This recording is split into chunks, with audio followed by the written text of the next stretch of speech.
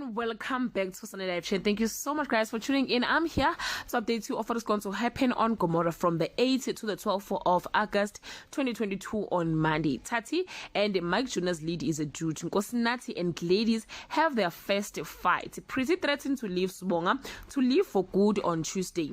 Things are gloomy and tense and painful at Sonto's house. Sibongile hires a fake music producer. Kokoko has to deliver to a client, but the detective has a clue on Wednesday. Kokoko seems to be turning over a new forest. Sonto wants to take matters into her own hands. Gladys is miserable and Zodwa gives her a bitter pill on Thursday.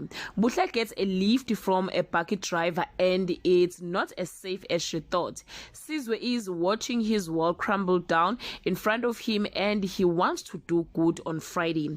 Gladys is grouchy without Nkosinathi. Buhle managed to get hold of Sonto, but her rescue mission ends tragically. Tati has the worst possible reunion with Buhle. Guys, this is all I have for today. You can leave your comment below and share your opinion. Bye.